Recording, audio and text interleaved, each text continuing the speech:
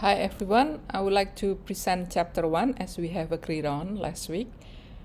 From this book, you all have read the book for your each respective chapter. So, WorldClass, How to Build a 21st Century School System by Andreas Schleicher, who is part of the OECD. So, obviously, the chapters present views for OECD, especially the PISA test. So chapter 1 sets the stage for all the chapters in this book. And chapter 1 gives a justification and rationalization of why countries should use PISA, should administer PISA. And by the way, this is my first time using OBS, so you need to bear patience with me. The OBS application. Anyway, so education through the eyes of a scientist. So chapter 1 is very heavy with load or reasoning for assessment, which is PISA assessment. You know, the Program for International Student Assessment, which is an assessment or a test for countries, for 15-year-old students. In participating countries.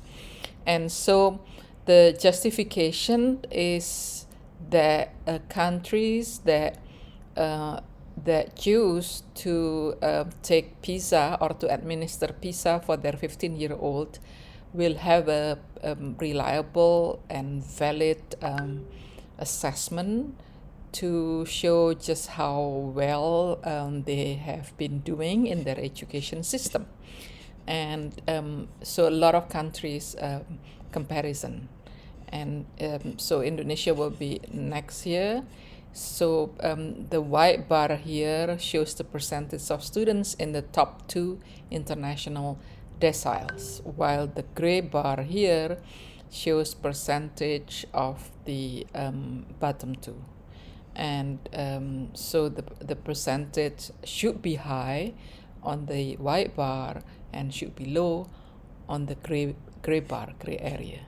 So that's not the case with Indonesia. So it's 1% here in the top decile and still 74% in the bottom. So that is still not good. And so basically this chapter encourages ministers of education to improve their education, the system and the sector. And by the way, the author also introduced himself as somebody who consults member countries. So he's been accompanying participating countries, ministers of education, in their attempt to improve their education. By the way, there are criticisms also against PISA, but this is just one perspective, which is of course representing OECD, the office or the institution that organizes PISA. So I did not make PPT, but I highlighted some important statements out of this chapter. So,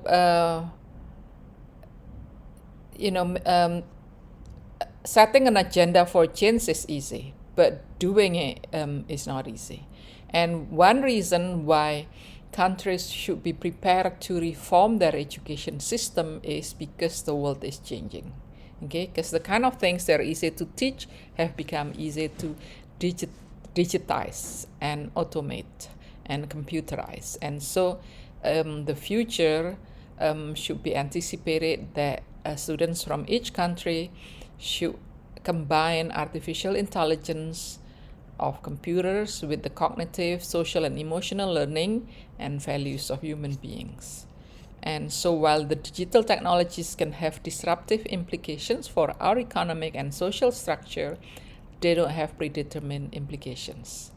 And so our current schools were invested in the industrial age.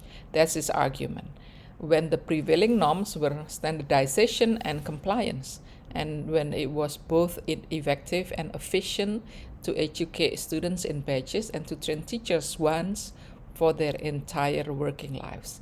So no continuing professional development for teachers. And so the structure from the industrial model of work is not suitable anymore with our world now. And so the challenge is to build on the expertise of teachers and school leaders and enlist them in the design of superior policies and practices.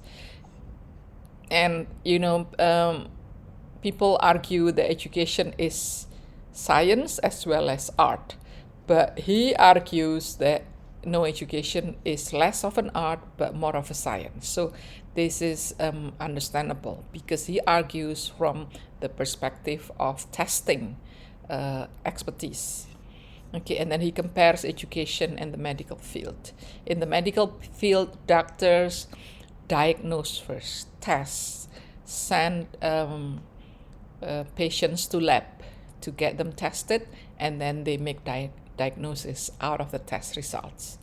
That's not so in education. That's why he compares education and the medical field. So again, you may agree with this, you may also disagree with this. So he criticizes that education people do not do enough testing. And he talks about the history of PISA, and he managed to convince national leaders to take PISA. Okay, and then he says, this is an interesting statement, PISA counts, what counts? This statement reminds me of, it's the reverse statement that is often argued by educators who focus on process rather than product. And or some of them are basically anti-testing, anti-assessment, which says not everything that counts can be counted, and not everything that not everything that can be counted counts. So count here is a pun, not everything that can be measured here. Not everything that is worthy, that means something, can be measured. And on the other hand, not everything that can be measured is worthy. So this is usually the argument that is often said by educators who focus on meaning, on process rather than product, who de-emphasize the role of testing and assessment. But this chapter, of course, because it's from PISA guy, argues for the importance of testing, because from testing and assessment results, then we can diagnose the problems and set the agenda for change. And then a lot of criticisms, he addresses criticisms against PISA, and then he also justifies that some countries experience PISA shock, and because they're stuck in the trap of complacency. And so but he debunks that. He says that PISA is important for education. And then and also he argues, he gives examples of many countries for each point, and he also gives examples of countries such as Estonia and Finland. Finland is very well known for as a high performing country in terms of education. These countries are successful in cultivating both excellence and equity. So what it means here is, excellence can mean that the mean score of a country is very high, but equity is not reached, meaning that the top and the bottom, there's still the gap. Equity is pemerataan, excellence is keunggulan. So when a country scores high, then they should look deeper into who among that student population who makes the score high. Is it from the top 1% in terms of the socio-economic of the student population, or does it include the low socioeconomic group. Okay, so when it includes the low socioeconomic group, that means equity is achieved. Okay.